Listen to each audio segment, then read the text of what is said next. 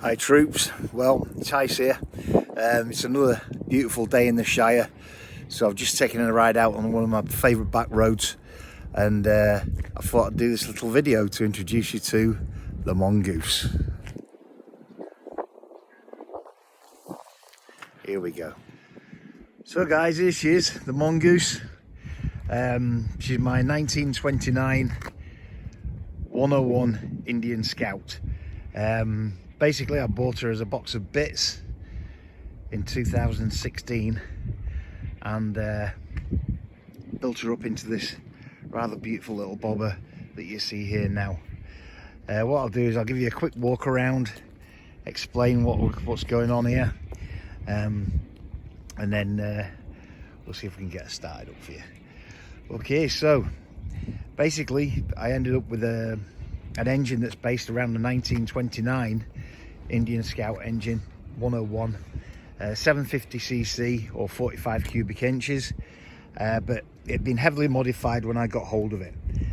Basically the crankcases, the gearbox and all the internals are from a 101 Scout, but the top end that you can see here are mid-30s Sport Scout top end, which was a standard modification back in the day to make the bikes a little bit quicker as the bikes got more modern. On the front here we've got one of the early brake hubs, a one-off homemade mudguard attached to the rather splendid looking leaf spring front fork assembly, which was pretty much exclusive to the Indian motorcycle mark. Okay, up here we've got the old headlight. On the right hand twist grip here, that would normally operate the advance and retard, but I'm running an electronic Magdyno made by Vape in the Czech Republic, and that's got an automatic advance and retard on it, so I actually don't need that, so that just flaps around. Here on the left hand side you'll see the left hand throttle. That was one of the very first designed throttles, and certainly one of the first to have the throttle cable running through the handlebars down to the carburettor. What you can see down here is an old klaxon horn which came off an early teens Austin car, or so I'm told. Down here you can see the foot clutch attached to the clutch basket.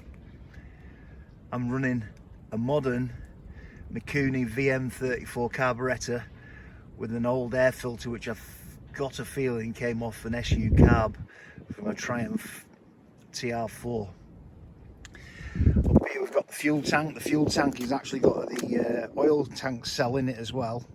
So here you see the fuel cap, and here is the entrance to the oil tank. This plunger here would have been used to fire oil into the gearbox, sorry, the crankcases, but by this time you didn't really need to do that, so I've just blanked it off. Obviously there's the pilot seat, lovely sprung saddle, leather made by Messenger,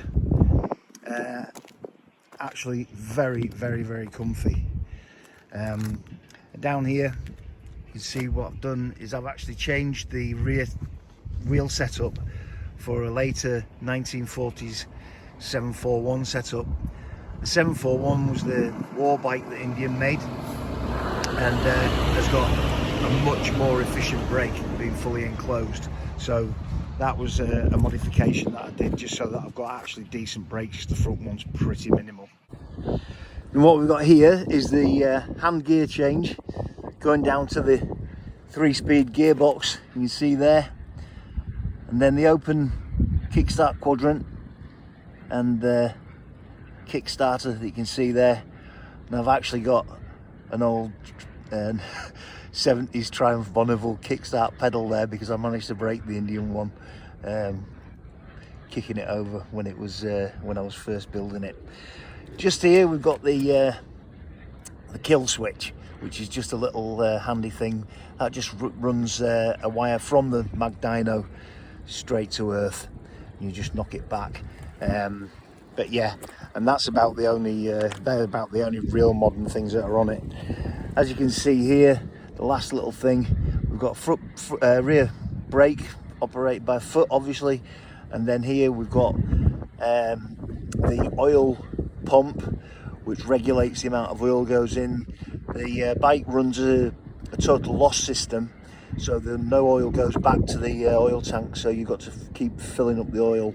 But the great thing about that is that you're running clean oil all the time, and it just drips, literally just drips a tiny amount of oil in with every turn of the crank. And then at the front there, you've got the crankcase breather. Footboards, they fold up. When you're cranking it round the corners, they get a pretty good scrape actually, because this bike handles absolutely brilliant. The rest of this, we've got some the modified exhaust to fit the Sport Scout top end, which I did a little bit of welding and brazing on myself to get it going, and then basically that's it. But basically she's good for about 60 mile an hour if you screw the nut, but it's much happier cruising around 50.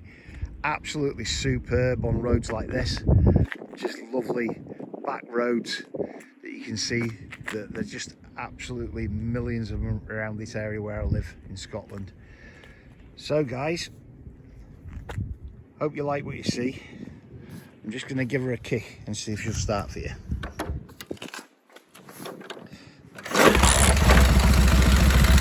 There you go. First kick, once she's warm, not a problem.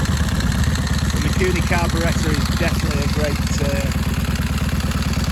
upgrade, and it works really well with the Bait Mag dyno. Got no drama at all. This is a quick once round. What I'm doing, I'm just going to be posting up the odd riding video on my Aldi GoPro, and but there you go. So there she is, 1929 Indian 101 Scout. Okay guys, cheers.